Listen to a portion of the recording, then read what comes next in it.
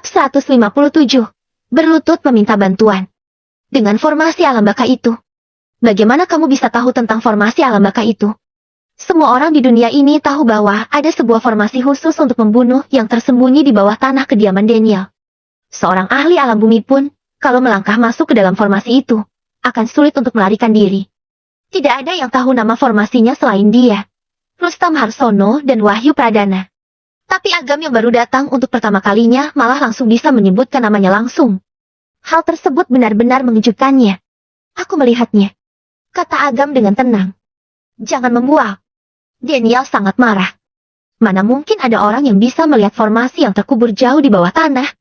Daniel berkata dengan nada dingin. Kamu sudah tahu bahwa itu adalah formasi alam baka. Berarti kamu juga tahu kekuatannya. Apa kamu tidak takut mati di sini? Agam mengejek. Kamu tidak mungkin membunuhku.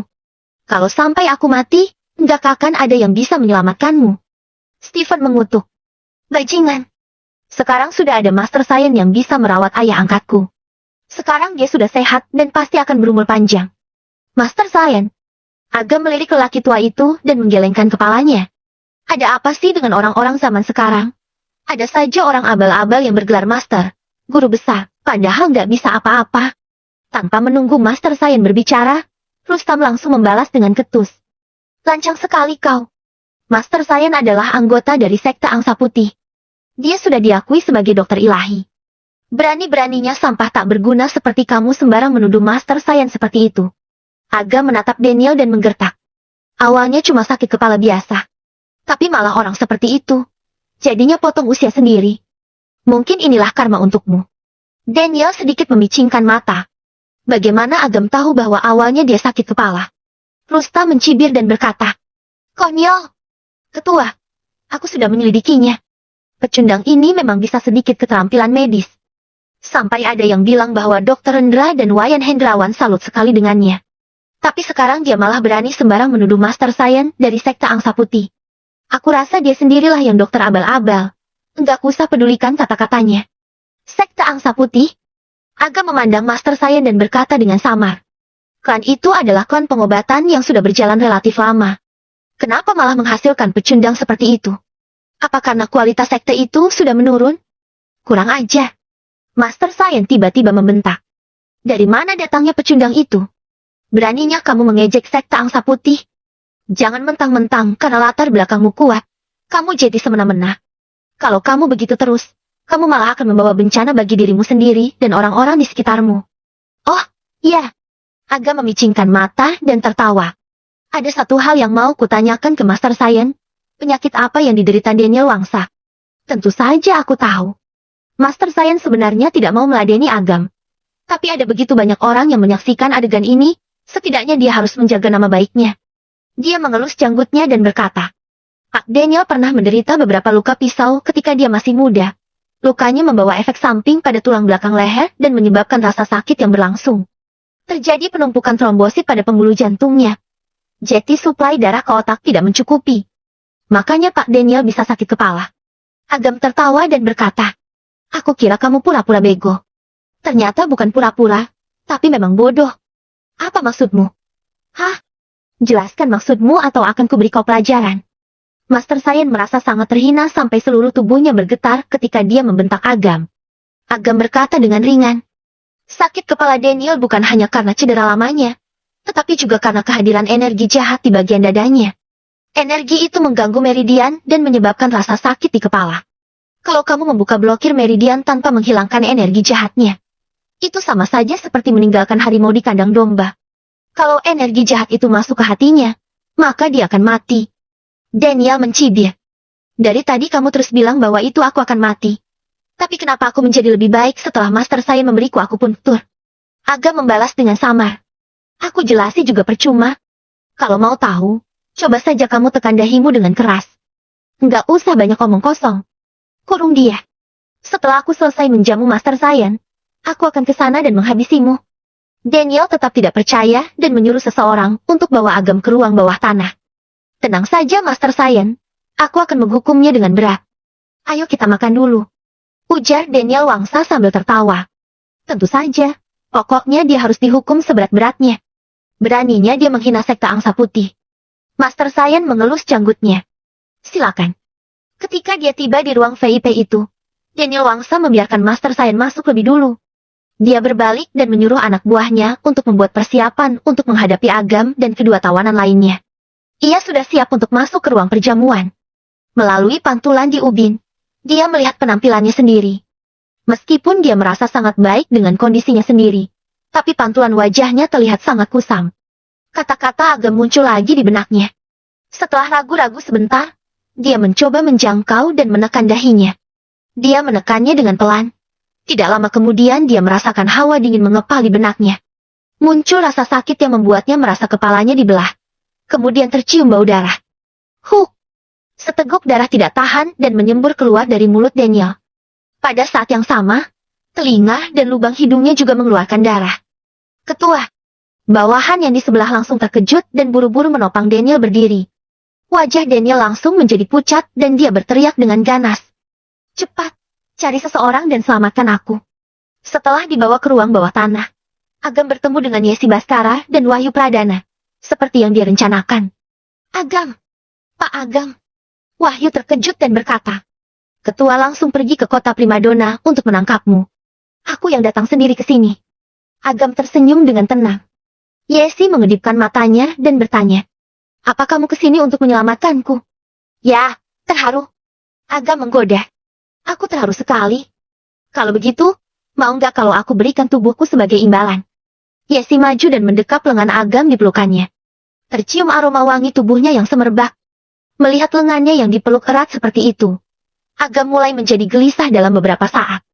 Lupakan saja. Agam sedikit batuk dan mendorongnya. Dasar pemalu. Yesi mendengus tidak puas. Dia terlihat santai. Tapi sebenarnya matanya sudah memerah. Ketika dia tertangkap, dia pikir dia akan mati. Bagaimanapun, dengan kemampuan keluarga Baskara, tidak mungkin bisa melawan Daniel Wangsa secara langsung. Ada kemungkinan Agam akan memikirkan cara untuk bernegosiasi.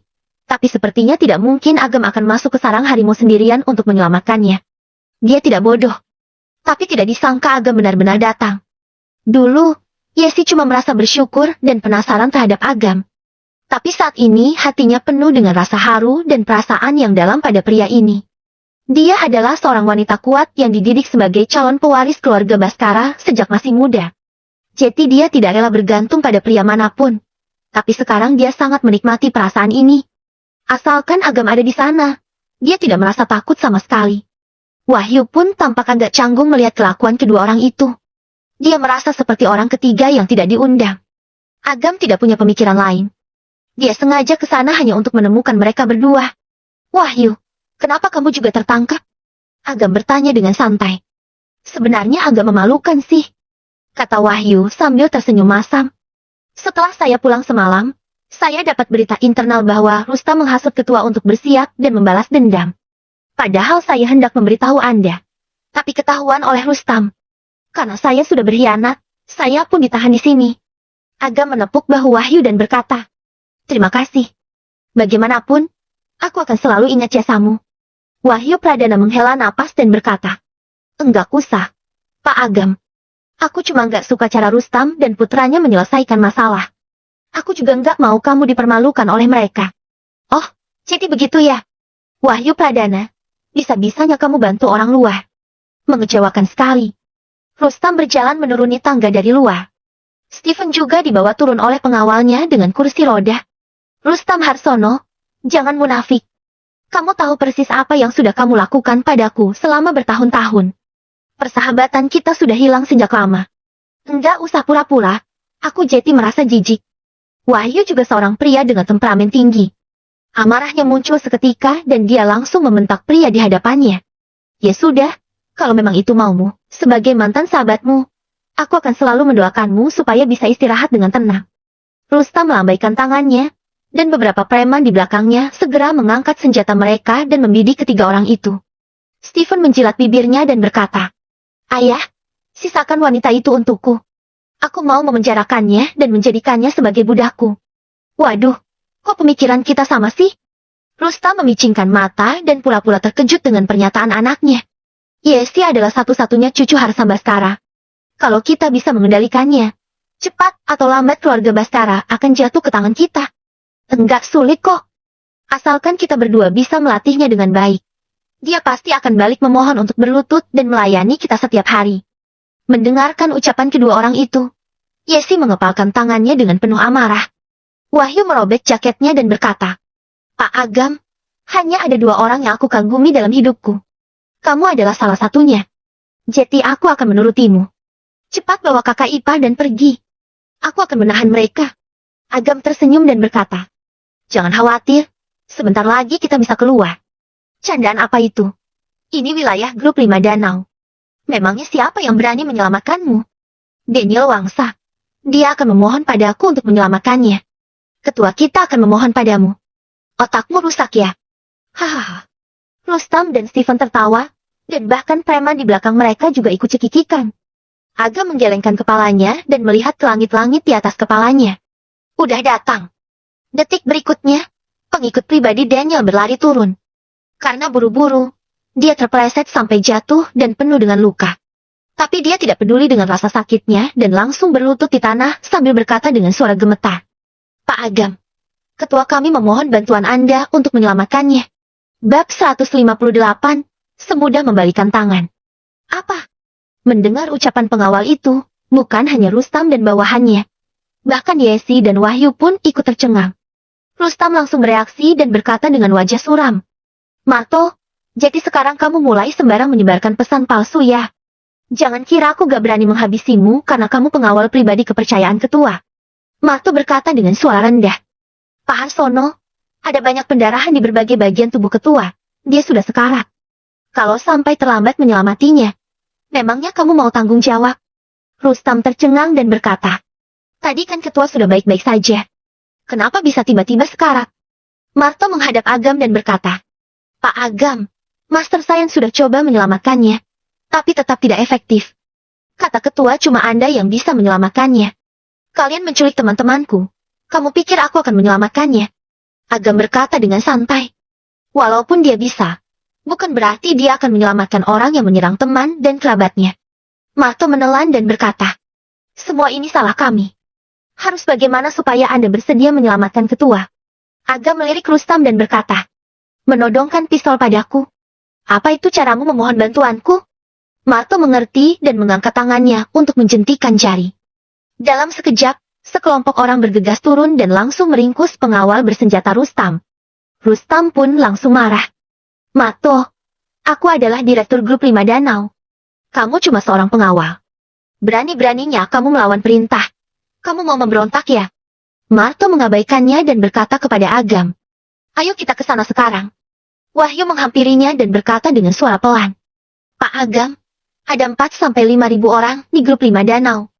Kalau mau menjatuhkan Rustam, kita harus mengandalkan kekuatan Daniel Wangsa. Agam mengangguk. Dia memang tidak takut dengan grup 5 danau. Tapi bukan berarti teman-teman atau keluarganya tidak takut. Selain itu, mereka tidak bisa mengandalkan keluarga Suwandi saja untuk berurusan dengan keluarga Effendi. Jadi kalau mereka bisa mendapatkan dukungan dari Daniel, tentu akan makin menguntungkan mereka. Agam dan yang lainnya pun dibawa menuju Daniel. Rustam dan Stephen Harsono mengikuti di belakang. Ayah, gimana ya kalau sampai sampah itu berhasil sembuhkan penyakit ketua? Takut apa? Bahkan Master Science saja nggak bisa ngapa-ngapain. Apalagi anak itu. Stephen mengangguk setuju dan menatap punggung Yesi yang berjalan di depannya. Apapun yang terjadi, aku harus membunuh pecundang itu. Kalau wanita ini, hehe, malam ini aku akan membuatnya ingin mati. Di luar pintu ruang VIT, Daniel terbaring di tanah. Dia masih sadar, tapi wajahnya berlumuran darah dan ekspresinya agak terdistorsi.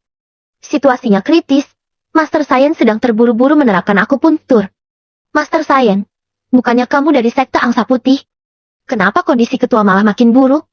Beberapa pengawal setianya mengeluarkan senjata mereka dan mengarahkannya ke kepala Master Science sambil membentak. Kalau kamu tidak menyembuhkan ketua, aku akan membunuhmu. Master Science pun berkata dengan suara yang dalam. Kondisi Pak Daniel makin parah. Jarum perak dewa sudah tidak mempan. Kalau pakai jarum emas dewa, mungkin masih ada kesempatan untuk menyembuhkannya. Jarum perak, jarum emas, kamu lagi omong apaan? Ada 18 jenis jarum dalam ilmu pengobatan di sekte Angsa Putih. Semua itu dibagi menjadi 3 bagian. Ada jarum perak, jarum emas, dan yang terakhir adalah jarum ilahi misterius. Master Saiyan melanjutkan. Aku cuma tahu jarum perak, dan aku tidak tahu apa-apa tentang jarum emas. Gimana kalau aku balik ke sektor dan minta kakak seniorku yang kesini untuk mengobatinya? Jadi jarum emas itu bisa menyembuhkan ketua. Berapa tingkat keberhasilannya? 70%. 70%. Jadi kamu mau ambil risiko 30% dengan mempertaruhkan nyawa ketua? Aku juga gak ada pilihan lain. Kalau mau menyembuhkannya secara total, cuma bisa dengan jarum ilahi misterius. Di antara 18 bagian itu, 6 bagian terakhir yang merupakan jarum ilahi misterius sudah lama hilang dan tidak diajarkan di sekte. Bahkan ketua sekte kami pun gak ada yang bisa. Apa-apaan kamu? Mau kubunuh ya? Hentikan! Daniel menggunakan seluruh kekuatan dan mengangkat tangannya untuk menghentikan anak buah yang mau menembak. Dia mengambil beberapa tarikan napas dan bertanya. Di mana Agam? Kenapa dia belum datang? Ketua, dia ada di sini. Marto bergegas mendekat. Ketika Daniel melihat Agam, dia langsung tampak bersemangat dan berkata, Agam, tadi aku merasa nggak enak badan. Jadi aku coba menekan dahiku seperti yang kamu bilang tadi. Tiba-tiba kepalaku sakit seperti mau meledak. Tebakanmu memang benar. Kamu sudah tahu kondisiku. Apa ada cara untuk sembuhkan penyakit ini?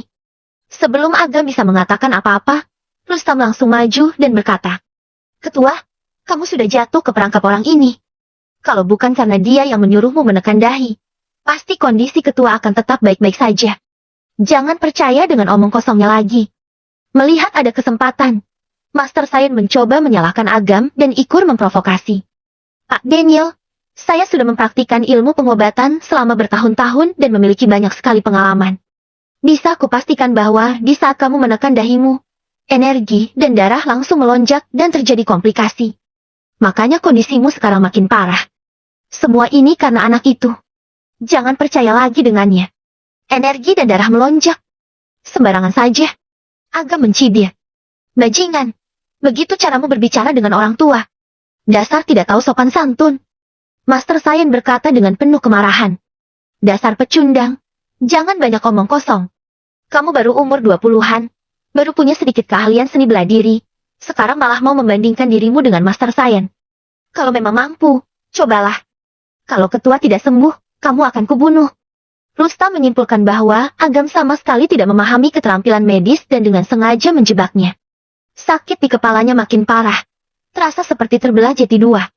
Daniel tampak kesakitan dan berkata, Agam, kalau kamu bisa menyembuhkanku, aku akan mengabulkan 3 hal untukmu.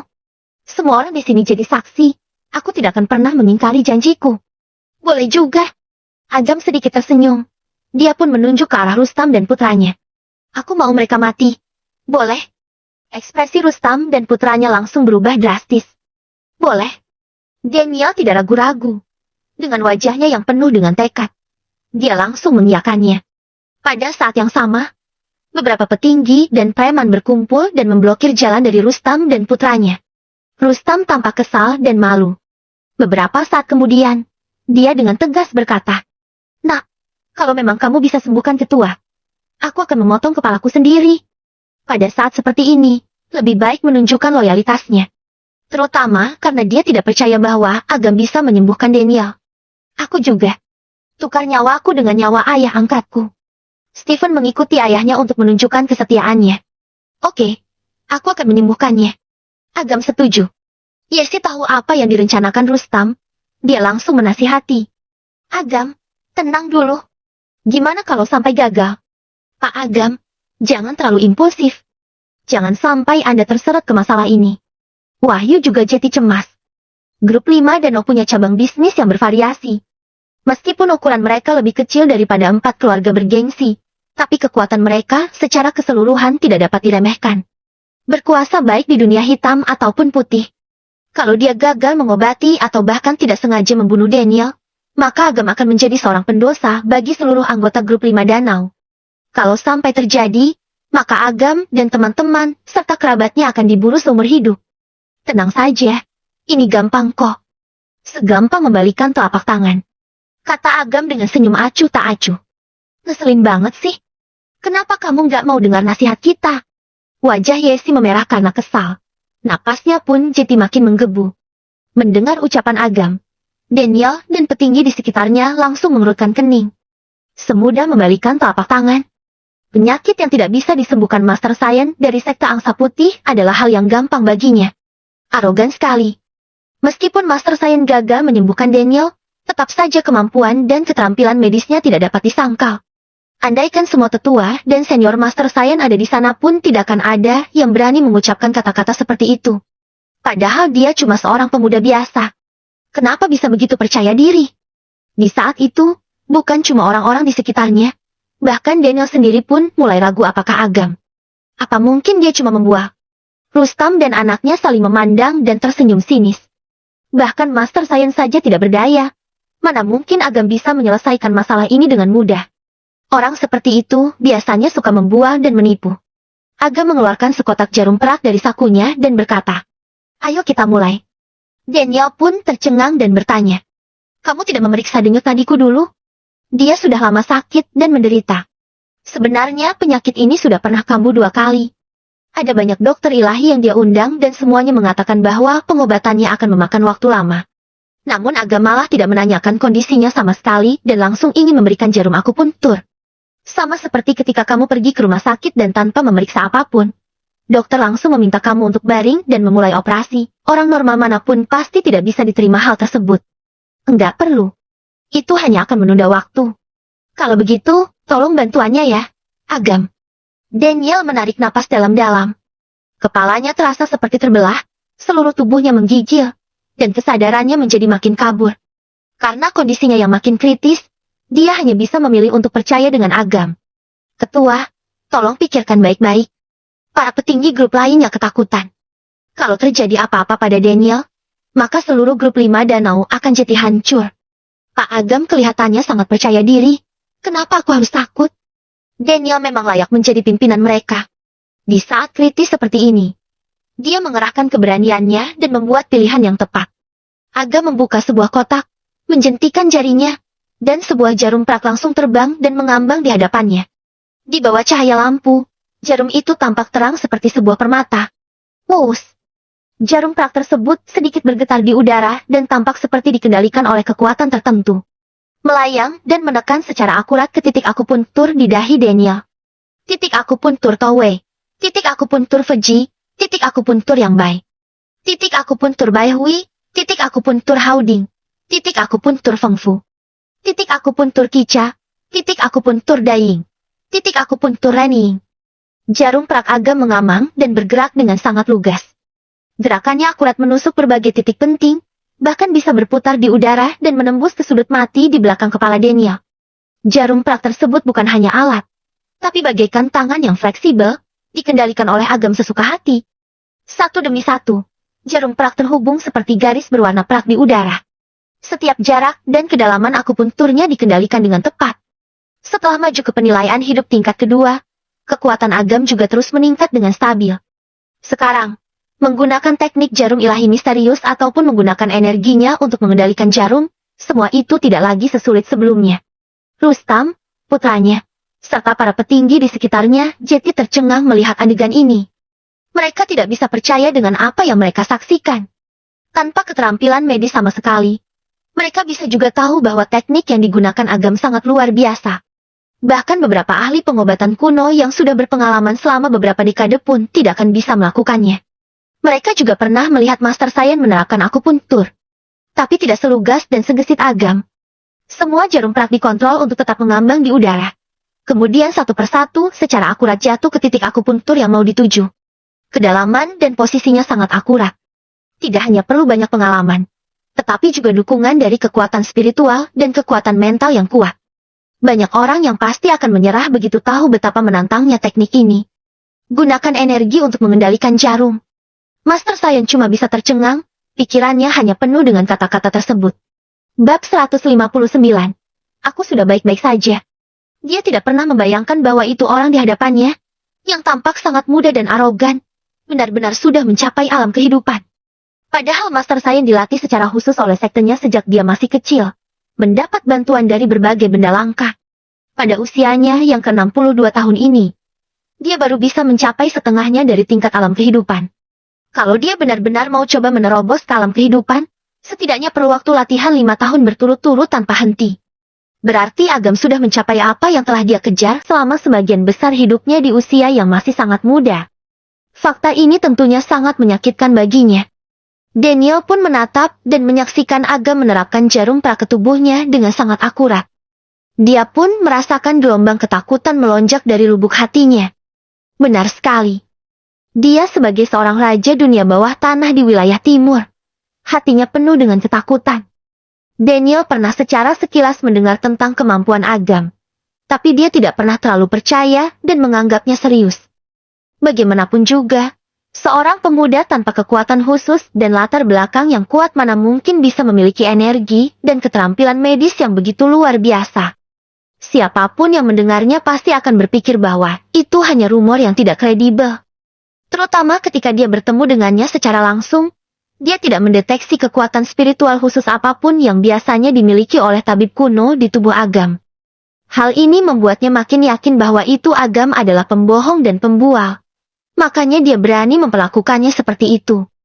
Tapi sekarang, Agam jelas-jelas menggunakan energi spiritualnya untuk mengendalikan jarum. Gerakannya mulus bagaikan aliran air. Hal ini menunjukkan bahwa keterampilan medisnya telah mencapai alam kehidupan. Di usianya yang baru 20-an tahun, ia sudah mencapai tahap yang didambakan orang lain. Bahkan hampir tidak dapat capai walau sudah berlatih seumur hidup mereka.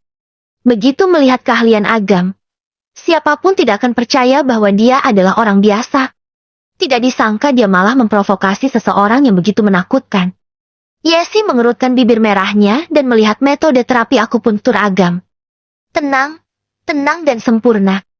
Dia sudah tidak bisa menemukan kata lain yang lebih cocok untuk menggambarkan Agam. Kekuatan yang ditampilkan Agam meninggalkan kesan tak tergantikan di lubuk hatinya. Adegan di hadapannya membuat semua pemahamannya tentang Agam Jeti berubah. Agam juga tampak makin misterius.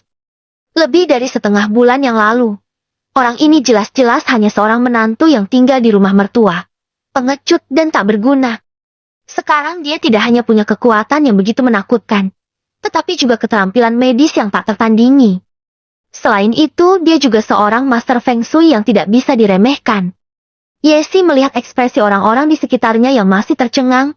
Dia tanpa sadar merasa bangga dengan keahlian yang ditunjukkan Agam. Pria hebat ini cepat atau lambat akan menjadi milikku. Agam tidak memperhatikan orang di sekitarnya. Saat itu dia benar-benar fokus dengan jarum akupunturnya. Dalam waktu 2-3 menit, 36 jarum sudah digunakan semuanya. Agam mengulurkan jari telunjuk kirinya dan mengerahkan sedikit kekuatan di dahi Daniel. Dengan ujung jari Agam sebagai pusatnya, kekuatan aneh menyebar dan mengaktifkan semua 36 jarum. Dalam sekejap, tubuh Daniel mengeluarkan cahaya. 36 meridian terhubung secara rapi dan membentuk pola khusus. Tampak seperti rasi bintang di langit. Orang-orang di sekitar bisa melihat pola garis tersebut dengan sangat jelas. Ini adalah... Master Saiyan langsung merasa ketakutan dan terduduk di lantai. Dia akhirnya sanggup bereaksi. Pada awalnya, dia terlalu fokus pada Agamnya menggunakan energi spiritualnya untuk mengontrol jarum sampai tidak memperhatikan tata letak jarum yang diterapkan. Setelah dia menghitung jumlah jarumnya, dia langsung mengerti. Teknik yang diterapkan Agam adalah jarum ilahi dari sekte Angsa Putih. Lebih spesifiknya, teknik jarum ilahi misterius yang telah lama hilang. Teknik macam apa itu? Cuma banyak gerakannya doang. Tapi tidak sebagus Master Saiyan. Rustam dan putranya menertawakan. Namun mereka baru menyadari bahwa Master Saiyan sudah tersungkur di lantai dan tampak tertegun. Wajah mereka langsung jadi pucat. Meskipun Master Saiyan tidak mengucapkan sepatah kata pun, mereka sudah bisa menebak dari ekspresinya. Sebagian besar petinggi memandang Agam dengan penuh kegembiraan. Selain merasa berterima kasih dan kagum, ada beberapa dari mereka yang bahkan sudah mulai fanatik. Mereka semua adalah sekelompok pria yang kuat dan punya latar belakang yang besar. Penampilan Agam kali ini sudah berhasil menaklukkan mereka. Daniel merasakan sakit di kepalanya berangsur-angsur menghilang. Termasuk efek samping yang disebabkan oleh Master Saiyan sebelumnya. Bagaikan bulu angsa yang mengambang di atas awan, kondisi tubuhnya jadi sangat stabil. Waktu terus berlalu.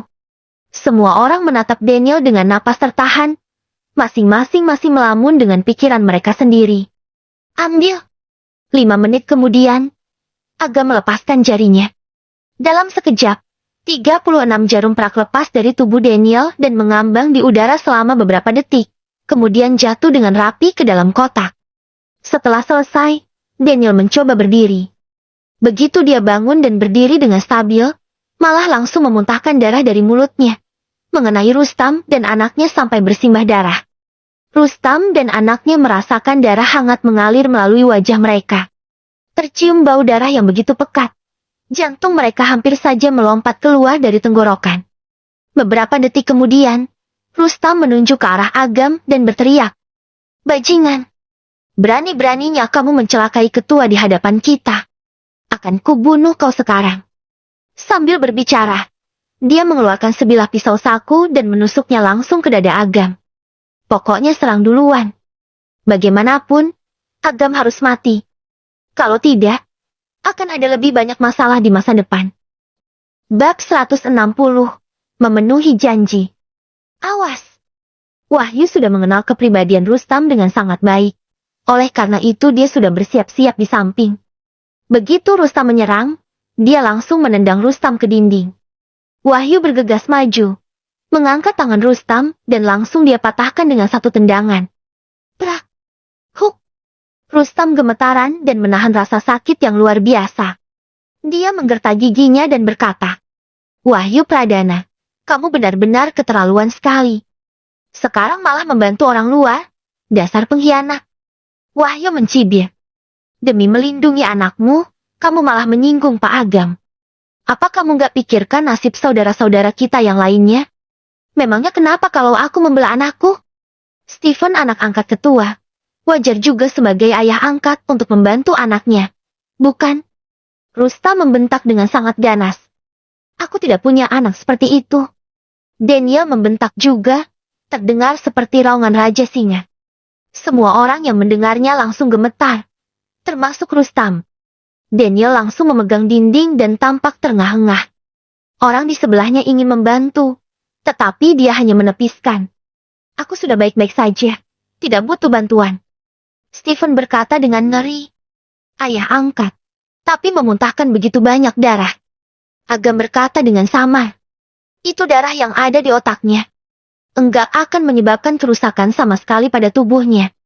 Kalau memang perlu, nanti tinggal makan makanan untuk meningkatkan produksi sel darah merah saja. Daniel Wangsa tertawa dan menyeka darah dari mulutnya. Pak Agam, terima kasih atas kebaikanmu. Aku sudah berjanji akan membantumu dalam 3 permintaan. Pasti akan kutepati janjiku. Begitu ucapan ini dilontarkan, ekspresi semua orang berubah dan mereka langsung menatap Rustam dan Stephen Harsono.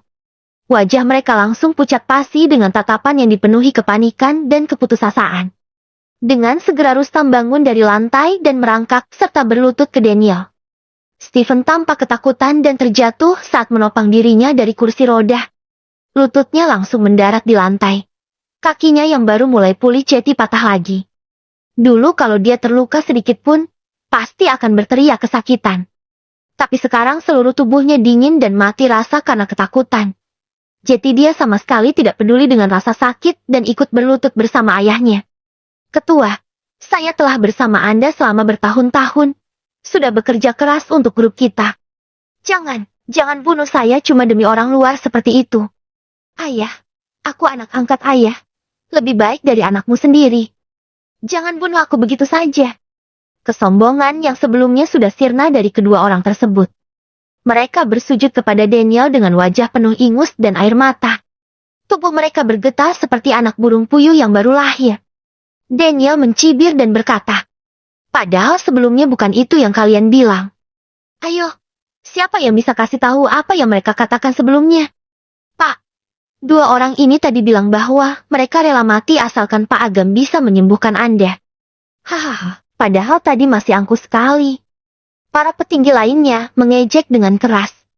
Sebelum ini, mereka masih punya rasa simpati untuk kedua orang itu. Tapi sekarang, mereka malah merasa sangat muak karena ayah dan anak ini ternyata hanyalah pengecut. Terutama Rustam, padahal dia direktur grup 5 Danau. Pengecut yang takut mati ini adalah direktur mereka. Sungguh menjijikan sekali. Rustam dan putranya berlutut di tanah, berkeringat dingin dan menggigil. Tentu saja mereka tahu aturannya dengan jelas. Kata-kata yang mereka lontarkan setara dengan air yang tumpah. Tidak mungkin ditarik balik ataupun dilupakan begitu saja. Selain itu, orang bodoh pun bisa melihat kekuatan yang tadi sudah ditunjukkan Agam. Daniel pasti tidak akan pernah menyinggung orang yang secakap Agam hanya demi mereka berdua. Jadi mereka harus mati. Satu-satunya harapan untuk bertahan hidup adalah mendapatkan pengampunan Agam. Rustam langsung berlutut ke arah Agam.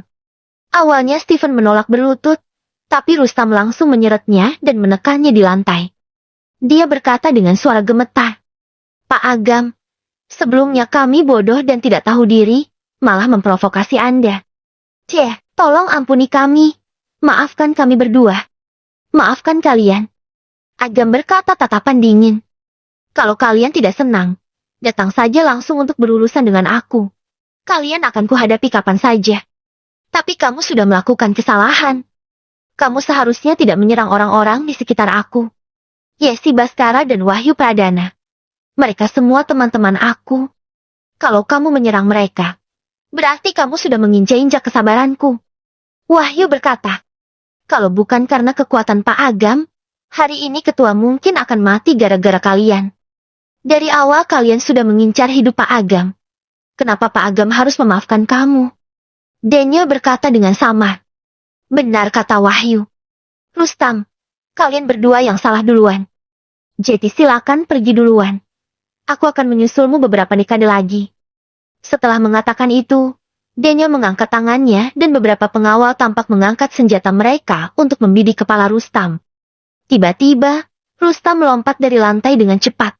Tangannya seperti pisau tajam, memotong ke arah leher Yesi. "Walaupun aku harus mati, setidaknya harus ada yang ikut." Bab 161. Peramal Pisau. Kekuatan Rustam telah mencapai alam fana menuju ke tingkat 8. Pada jarak sedekat itu, sangat sulit bagi siapapun untuk bereaksi ketika dia mengerahkan kekuatannya dengan maksimal, apalagi menyelamatkan Yesi. Melihat Rustam yang hendak menyerang Yesi, satu ruangan itu langsung tertegun namun tidak bisa apa-apa. Jarak serangan itu terlalu dekat. Pisau tangan Rustam hanya berjarak tidak lebih dari 10 cm dari leher Yesi, tapi bagaimanapun tidak bisa maju lagi. Beberapa saat kemudian, Rustam baru sadar bahwa dirinya tertahan di udara, seperti dipegang oleh energi yang kuat. Dia tidak bisa bergerak sama sekali. Pada saat itu, senyum ganas di wajahnya menghilang, digantikan oleh rasa takut. Agam masih tampak acuh tak acuh, mengangkat tangannya dan berkata, "Padahal aku mau membiarkanmu tetap hidup beberapa hari lagi. Tapi kamu malah cari gara-gara. Jadi, silakan nikmati perjalananmu." Agam mulai mengepalkan telapak tangannya menjadi tinju. Energi yang melilit tubuh Rustam terasa seperti dinding besar yang meremas dari segala arah. Menekan tulang Rustam Harsono sampai banyak yang patah, anggota tubuhnya yang lain pun dengan cepat menjadi terdistorsi. Jangan bunuh aku! Jangan bunuh aku!" Ekspresi Rustam menjadi tidak terkendali. Dia berteriak sampai tenggorokannya sakit karena ketakutan. Namun, semuanya sia-sia. Tampak ada cahaya kecil yang berkedip dari mata Agam. Telapak tangannya langsung mencengkeram dengan keras. Prak! Jantung, hati, paru-paru dan organ lain dalam tubuh Rustam Harsono terimpit dan pecah. Setelah Agam melonggarkan kepalanya, tubuhnya Rustam yang masih mengambang tampak sudah lemas. Matanya masih terbuka dan tubuhnya seperti tidak memiliki tulang sama sekali. Hanya tinggal mayat saja. Bukannya Agam jahat, tapi dia tidak mau sampai Yesi jadi trauma karena serangan itu. Agam dengan santai melambaikan tangannya, tubuh itu pun langsung terlempar ke dinding dan tertanam di sana. Daniel dan para petinggi grup semuanya tercengang. Meskipun mereka sudah terbiasa membunuh, mereka belum pernah melihat metode seperti yang digunakan Agam. Membunuh tanpa terlihat. Seniman bela diri kuno manapun sama lemahnya dengan cecungu kecil di hadapan Agam. Dia bisa menghancurkan siapapun hanya dengan satu gerakan. Daniel menghela napas panjang. Dia sudah di dunia bela diri selama beberapa dekade. Daniel kira dia sudah bertemu dengan berbagai macam watak orang dengan sangat baik. Tapi dia tidak menyangka hari ini dia akan mendapatkan pelajaran baru lagi. Wahyu Pradana sudah membuka jalan untuk Rustam. Tetapi semua kesempatan itu hilang karena ketamakan dan kesombongan sendiri. Meskipun hubungan antara keduanya sudah tampak mereda, sudah tidak mungkin lagi bagi mereka untuk berteman. Setelah rasa paniknya hilang, Yesi menatap mata Agam dan berkata di telinganya, "Kamu menyelamatkanku lagi. Aku harus membalasmu dengan tubuhku." Suara merdu Yesi bagaikan bulu angsa yang menggelitik hati Agam. Dia buru-buru mendorong Yesi dan berkata, "Aku masih punya keluarga. Tolong hargai dirimu dan jaga jarak." Lagi-lagi begitu. Hati-hati suatu saat aku akan membiusmu. Gumam Yesi sambil menatap matanya yang indah. Ekspresi agak membeku dan dia tanpa sadar menatap orang-orang di sekitarnya. Daniel, Wahyu, dan petinggi lainnya buru-buru membuang muka. Seolah-olah mereka tidak mendengar apa-apa. Pada saat yang sama, beberapa dari mereka iri dengan Agam. Ada wanita yang begitu cantik dan seksi yang menawarkan diri untuknya. Tapi malah ditolak. Benar-benar bikin iri. Daniel batu kecil, mengalihkan perhatian dari adegan barusan dan menatap Stephen yang terbaring di tanah dan mengencingi celananya. Dia melemparinya pistol dan berkata dengan ringan, "Karena dulu kamu anak angkatku, jadi lebih baik kamu akhiri saja sendiri." Stephen melihat pistol di hadapannya. Wajahnya berkeringat dingin, menetes ke matanya. Dia terus berkedip dengan murung. Mungkin dia bisa bertarung dengan pistol ini, tapi dia tahu bahwa kekuatannya tidak cukup. Malah kemungkinan dia akan mengalami kematian yang lebih buruk. Ayahnya yang tertanam di dinding adalah contoh nyatanya. Stephen memegang pistol dan mengarahkannya ke pelipisnya. Tangannya bergetar hebat. "Ayah, aku akan menemanimu." Stephen menutup matanya dengan keras. Sepertinya sudah bertekad. Tapi jari-jarinya lemas. Dan dia tidak sanggup menekan pistolnya. "Ayah, aku tidak mau mati." Stephen tersungkur lagi di tanah, dengan air mata dan ingus yang mengalir keluar. "Apa kamu tidak pernah berpikir akan berakhir seperti ini waktu kamu membunuh orang lain? Kalau kamu nggak bisa melakukannya sendiri, aku bisa suruh orang lain untuk membantumu." Tidak. Aku benar-benar nggak mau mati." Stephen membuang pistolnya keluar dan tiba-tiba teringat sesuatu. Dia langsung berkata, Ya, ayah, aku akan menukar satu rahasia untuk hidupku. Bolehkah? Apa gunanya hidup beberapa menit lagi? Lebih baik lepaskan saja." Daniel kira Stephen cuma mau mengulur waktu. Jadi dia ambil pistolnya dan menempelkannya ke dahi Stephen untuk menembak. "Tidak, jangan. Rahasia ini sangat penting juga bagimu. Kalau kamu membunuhku, kamu juga akan mati." Stephen melambaikan tangannya dan berkata dengan ekspresi ngeri. "Apa kamu tidak penasaran? Kenapa penyakitmu itu datang satu demi satu?" "Apa?" Wajah Daniel Wangsa berubah drastis. Dia memukul dahi Stephen dengan ujung pistol, meraih kerahnya dan membentak. "Cepat katakan." "Ayah, aku akan mengatakan apapun. Tapi kamu harus berjanji untuk tidak membunuhku," ucap Stephen ngeri dengan mata tertutup. Daniel meninju hidung Stephen dan berkata dengan marah. "Memangnya kamu berhak menegosiasikan persyaratan denganku? Cepat katakan, atau akan kubuat nasibmu jauh lebih buruk daripada mati." Dalam 1-2 tahun terakhir, Daniel mulai diganggu oleh berbagai penyakit. Dia juga hampir meninggal beberapa kali. Awalnya dia kira itu adalah akar penyakit yang ditinggalkan ketika dia masih muda. Sekarang Stephen malah mengucapkan hal seperti itu. Berarti ada yang tidak beres. Dia akhirnya sudah tidak tahan dengan penyiksaan ini. "Kamu pernah ketemu seseorang 40 tahun yang lalu, kan? Apa dia memberimu ramalan pisau?" Stephen menelan dan berkata dengan cepat. "Ayahku bilang bahwa itu adalah pisau jahat. Selama lebih dari 40 tahun, kamu bisa naik ke puncak karier dengan stabil, semua berkat pisau itu. Tapi akibatnya adalah kamu akan mati tahun ini. Dan siapapun yang bisa mendapatkan pisau janas itu akan dapat melanjutkan nasib baikmu." "Omong kosong apa ini? Sepertinya kamu benar-benar mau mati ya?" Daniel menegur dengan marah dan meninju Stephen. Melemparkannya ke tanah seperti sampah. "Kurung dia. Tidak ada yang boleh menyentuhnya." "Baik. Pengawalnya pun menjalankan perintahnya. Master Sayen berangsur-angsur pulih dari rasa kagetnya. Matanya memerah dan langsung menatap Agam. Agam ini sudah menunjukkan keterampilan dan standar medis yang luar biasa. Dia merasa seperti ditampar dengan keras. Semua prestis dan kehormatan yang dia bangun selama beberapa dekade ini pun hilang. Yang tidak bisa dia terima adalah tahap alam kehidupan yang dia perjuangkan selama ini malah dengan mudah dicapai oleh Agam. Hal ini membuatnya sangat iri.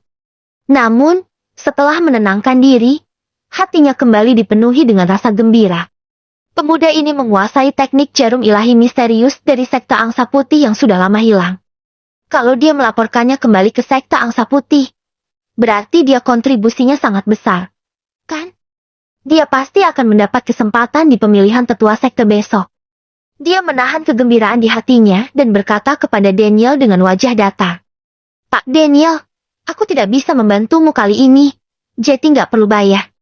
Aku pergi dulu. Oke. Daniel mengangguk. Ekspresi Master Sayen langsung terlihat kesal. Dia berkata begitu hanya sekadar bersikap sopan. Dia tidak menyangka bahwa Daniel benar-benar tidak memberinya imbalan. Bukan hanya masalah uang, tetapi juga penghinaan terhadap identitasnya. Dan semua ini karena Agam. Master Sayen melirik Agam dan berbalik untuk pergi. Kalau sekte Angsa Putih sudah tahu bahwa Agam sudah menguasai teknik jarum ilahi misterius, mereka pasti akan merebutnya dengan segala cara. Ketika saatnya tiba, anak ini akan dia bunuh. Setelah Daniel mengosongkan kerumunan, dia membawa Agam ke kamar tidurnya. Agam, ada yang mau aku katakan? Daniel menyerahkan sebatang rokok kepada Agam dan menyalakan korek api untuk menyalakan rokoknya. Tentang pisau yang dikatakan Stephen itu, kan? Agam berkata dengan santai. Dari awal aku sudah bilang bahwa ada aura jahat yang tersembunyi di tubuh kamu. Makanya tulang kamu bisa terkorosi ke dalam darah. Biasanya disebabkan oleh paparan jangka panjang terhadap semacam energi jahat. Di mana pisaunya? Tunjukkan padaku. Tunggu sebentar. Setelah kejadian sebelumnya, Daniel Jetty sangat yakin pada kemampuan Agam. Dia mengangkat tempat tidur, membuka kompartemen rahasia di bawah lemari di bawah tempat tidur tersebut, dan mengeluarkan sebuah parang sepanjang setengah meter. Meski dibungkus kain merah, ia masih bisa merasakan aura ganas dari dalam bungkusan itu. 40 tahun yang lalu, aku datang ke wilayah timur dari pegunungan. Aku nggak punya uang sama sekali untuk makan. Untuk mencari nafkah, aku pun coba bergabung dengan geng lokal kecil. Saat itu, semua orang miskin, dan aku sangat kurus. Tidak ada geng yang mau menerimaku. Kemudian, aku bertemu dengan seorang pria parubaya yang memberi aku pisau ini dan bilang bahwa dia akan menagihnya setelah 40 tahun. Aku yang waktu itu hampir mati kelaparan, mana mungkin bisa pikirkan tentang apa yang akan terjadi 40 tahun kemudian. Jadi aku ambil pisau ini. Lalu aku sukses bergabung masuk ke geng dengan parang ini dan terus-terusan memberikan beberapa kontribusi besar. Itu semua membuatku berteman dengan banyak orang dan membangun fondasi untuk pencapaianku saat ini. Daniel berkata sambil membuka kain merah itu. Bau darah yang menyengat langsung tercium dari pisau itu. Agam menyadari bahwa di kain merah itu ada beberapa prasasti Buddha berwarna emas untuk menekan energi jahat pisau. Beberapa bertahun-tahun belakangan ini, aku menyadari ada sesuatu yang tidak beres dengan pisau ini. Jadi aku sudah panggil beberapa master untuk bantu menekan energi di pedang. Agam, menurut kamu gimana? Agam menatap sebaris kalimat khusus yang diukir di gagang pisau dan memicingkan mata.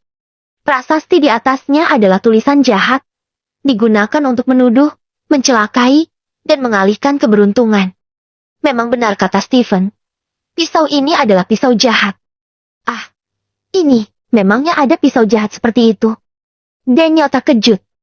Agam tersenyum dan berkata, apa kamu tahu bahwa ada profesi yang disebut peramal pisau? Bab 162, Grup Kepal Besi. Daniel dengan hati-hati mengingat. Dulu aku sering dengar nenek bercerita dan menyebut peramal pisau. Ada sekelompok orang yang membawa pisau ke tempat yang asing, lalu menyelidiki situasi di setiap keluarga dan akan meminjamkan pisau pada orang yang cocok. Mereka mengucapkan beberapa ramalan bagus, seperti menikah dengan seseorang dari keluarga yang baik, atau akan menjadi pejabat tinggi di masa depan, dan semacamnya. Ketika memang jadi kenyataan, mereka akan mengumpulkan uang sewa pisau tersebut. Menawarkan ramalan yang bagus dan penuh keberuntungan. Padahal itu semua cuma kebetulan. Itu cuma cerita. Kenyataannya bukan seperti itu. Agam mengisap rokoknya dan melanjutkan. Peramal pisau bukanlah pebisnis. Mereka semua adalah sekelompok orang yang berbakat dan mahir dalam ramalan. Mereka akan mengukir beberapa kalimat berkat di atas pisau untuk keberuntungan orang lain, sekaligus melatih kultivasi mereka sendiri. Ada rumor yang mengatakan bahwa peramal yang berhasil memberikan 10.000 pisau akan mendapatkan hasil yang bagus dalam kultivasinya. Tapi cara kultivasi ini terlalu melelahkan dan susah, belum tentu membuahkan hasil juga. Jadi beberapa orang mulai berubah pikiran dan menyebarkan pisau jahat. Maksud dari pisau jahat ini adalah media yang mereka gunakan saat punya motif jahat dan mau mentransfer bencana kepada orang lain. Orang yang membawa pulang pisau ini berarti membawa bencana ke dalam rumah.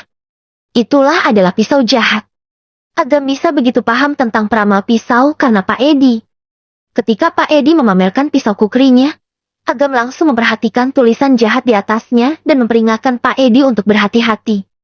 Setelah itu, Agam membaca di penyimpanan semesta dan menemukan asal-usul teks jahat itu dan memahami artinya. 40 tahun yang lalu, peramal itu tahu bahwa kamu akan jadi orang yang luar biasa. Jadi dia memberimu pisau jahat ini. Setelah 40 tahun, dia akan datang untuk mengambil bayaran pisau itu. Hanya saja yang dimaksud bayaran bukanlah berupa uang, tetapi semua yang kamu miliki sekarang. Dengan kata lain, kamu akan menerima bencana, dan dia yang akan menerima berkat. Daniel terdiam dalam waktu yang lama. Ia menatap pisau itu dengan ketakutan di matanya. Agam, apa ada cara untuk menghentikannya? Daniel tampak gugup. Sudah direncanakan 40 tahun sebelumnya. Kali ini dia benar-benar panik.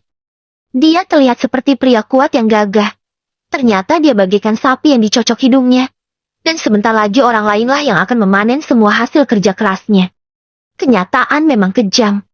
Sudah terlalu lama. Kutukan itu sudah menyatu denganmu. Kamu cuma bisa menghentikan semua ini kalau kamu mentransfer kutukan itu kepada tubuh peramal pisau. Setelah jeda, Agam bertanya lagi. Ingat baik-baik. 40 tahun yang lalu, kapan orang itu pinjam pisaunya? Daniel Wangsa merenung sejenak dan membuat beberapa panggilan telepon untuk menanyakannya ke rekan kerja lama. Setelah itu pun dia memastikan. Saat festival hantu lapah. Jadi, sekitar 2 atau 3 hari. Kalau kalian bertemu dengan peramal itu, hubungi saja aku. Akan kubantu selesaikan masalah ini. Daniel mengangguk putus asa. Dia melihat Agam bagaikan malaikat penyelamatnya. Setelah itu, Daniel menyelenggarakan perjamuan makan untuk Agam. Meskipun Daniel yang menggertaknya terlebih dahulu, setidaknya dia sudah bertobat tepat waktu. Agam pun tidak keberatan memberi Daniel kesempatan untuk menebus kesalahannya. Mengingat hubungan baik Wahyu dan Agam, Wahyu tidak hanya kembali ke jabatannya, tetapi juga menggantikan Rustam yang sudah meninggal dan menjadi direktur grup 5 Danau. Wahyu langsung menjadi orang kedua dari grup 5 Danau tersebut. Saat ini, terdengar keributan di luar ruang perjamuan. Marto berlari masuk dengan tergesa-gesa dan berkata dengan wajah datar. Ketua, grup kepal besi datang untuk meminta seseorang. Mata Daniel menyipit. Setelah beberapa saat, dia menahan ekspresinya dan tersenyum pada Agam. Agam, sekarang ada masalah kecil yang harus kuselesaikan dulu. Kamu lanjutkan saja makannya ya. Agam mengangguk. Daniel dan lainnya keluar dengan tergesa-gesa. Wahyu berkata pada dirinya sendiri. Waduh, masalah besar nih. Ada apa? Agam menyesap anggur dan bertanya. Wahyu kembali duduk tegak dan berbisik. Pak Agam, grup kepal besi sama dengan grup 5 Danau. Pendahulunya adalah orang yang punya kekuatan besar di dunia bawah tanah. Yusnu Wantoro dan ketua sama-sama dikenal sebagai salah satu raja dunia bawah tanah. Mereka berdua sudah berperang selama bertahun-tahun, tapi belum ada yang menang. Dari segi kekuatan mereka juga hampir sama. Dan sampai sekarang belum ada perselisihan besar. Rustam dan Yusnu Wantoro sudah menjalin hubungan yang baik selama beberapa tahun belakangan ini. Awalnya kita kira itu hanya sebatas hubungan kerjasama. Tampaknya mereka memang sudah bersekongkol dan merencanakan ini sebelumnya. Agam pun bangkit dan berkata, "Kenapa masih duduk? Ayo kita nonton di luar." Tampak ada dua kelompok yang berkumpul di halaman. Satu kelompok dipimpin Daniel Wangsa. Kelompok lainnya adalah grup kepal besi yang dipimpin oleh Yusnu Wantoro. Yusnu mengenakan jaket kulit dan memiliki wajah seperti tipikal orang lokal. Namun di separuh wajahnya terdapat luka bakar dan ada bekas luka lainnya yang lebih menonjol yang membuatnya terlihat ganas. Daniel Wangsa, mana loyalitasmu? Rustam sudah bersamamu selama beberapa dekade dan sudah berkontribusi begitu banyak. Tetapi kamu malah membunuhnya untuk orang luar. Kenapa kamu kejam sekali? Yusnu memandang orang-orang dari grup 5 Danau dan berkata dengan sarkastik. Kenapa kalian ikut tiran seperti itu? Mau enggak? Ikut aku saja. Aku pasti akan memperlakukan kalian semua seperti saudara. Hentikan omong kosongmu. Bentak Marto. Ini wilayah grup 5 Danau. Kamu berani menerobos masuk seperti ini, berarti kamu sudah melanggar aturan. Walaupun kita membunuh kalian semua pun tetap salah kalian sendiri. Bunuh aku? Daniel, itu caramu mengajari anak buahmu? Yusnu meliriknya dan berkata, dari segi umur dan pengalaman, kamu harusnya memanggilku kakak. Apa itu caramu menyambut kakakmu ini? Daniel memicingkan mata dan berkata, Yusnu, hentikan omong kosong ini. Apa maumu? Baiklah. Karena kamu udah tanya, aku gak perlu bertele-tele lagi. Aku berutang budi pada Rustam. Sekarang dia sudah mati. Aku tidak bisa membiarkan kalian menyakiti anaknya. Jadi anggap saja aku minta tolong. Berikan Stephen Harsono padaku. Setelah itu aku dan yang lainnya akan segera pergi. Kamu dan aku selalu bertentangan, tapi kamu malah berteman dengan bawahanku. Untuk urusan taktik licik seperti itu, aku masih belum sehebat kamu. Daniel Wangsa mengangkat tangannya. Puluhan orang bersenjata lengkap segera muncul di dinding dan semak di sekitarnya. Mereka mengarahkan senjatanya ke kelompok Yusnu. Daniel pun berkata dengan nada dingin. Karena kamu begitu loyal, biar ku bantu supaya kamu bisa bertemu dengan Rustam. TSK, kamu bilang bahwa kamu tidak bisa bermain licik. Tapi jago banget kalau menggunakan metode kejam. Aku saja masih kalah denganmu. Bahkan tangan kananmu bisa kau bunuh. Anak angkat selama bertahun-tahun juga disiksa seperti itu. Bahkan kepada teman lama seperti aku. Kamu juga enggak menunjukkan belas kasihan. Daniel Wangsa, kamu kejam sekali. Tapi kali ini kamu salah besar. Aku sudah mengenalmu selama bertahun-tahun. Kamu kira aku masih tidak mengerti temperamen kamu? Kalau enggak benar-benar yakin, kamu pikir aku bakal berani datang ke sini? Yusnu menyingkir dan berkata dengan hormat. Guru besar Yogi, silakan dimulai. Sebuah sosok muncul di depan Yusnu, lalu terkondensasi menjadi wujud orang. Orang itu berusia sekitar 40 tahun, berpakaian kuning, kurus dan tidak bergerak sama sekali. Tapi seperti ular berbisa, membuat orang merasa bahwa mereka dalam mara bahaya. Raut wajah Daniel berubah. Dia tidak menyadarinya sama sekali ketika orang itu hadir di samping Yusnu. Yusnu pun memanggilnya guru besar. Apakah orang ini seorang master Feng Shui? Daniel langsung tersentak. Dia segera menarik liontin giok dari leher dan membantingnya ke tanah. Liontin giok itu pecah dan tampak ada kapur berwarna putih susu yang mengalir keluar dan meresap ke tanah di bawah kakinya. Pada saat yang sama, garis-garis dengan formasi yang kompleks muncul di bawah kakinya dan dengan cepat menyebar ke seluruh halaman. Mengaktifkan formasi alam baka. Marto dan yang lainnya terlihat senang, menatap Yusnu dan kelompoknya dengan penuh kemenangan. Formasi alam baka adalah formasi kuat yang bahkan tidak bisa dihindari ahli pada tahap alam bumi. Daniel sudah yang menggunakan berbagai sumber daya dan koneksi untuk mengundang Master Feng Shui yang membuat formasi pembunuhan ini. Yusnu dan gengnya pasti akan mati. Wahyu juga menghela napas lega dan berkata, untung saja ketua reaksinya cepat. Kalau tidak, kita mungkin akan kerepotan kalau mereka yang serang duluan. Serang duluan belum tentu menang. Ucap Agam dengan santai. Dia menatap guru besar Yogi dan merasakan aura yang tidak asing. Tapi pada saat itu dia masih belum tahu siapa orang tersebut. Dan benar saja, formasi baru diaktifkan setengah. Cahayanya langsung menghilang, aura membunuh yang kuat tadi pun musnah. Dia melihat guru besar Yogi mengeluarkan jimat ungu dari lengan bajunya yang secara spontan terbakar tanpa api. Dia menundukkan kepalanya dan mengucapkan mantra untuk menekan formasi yang baru diaktifkan.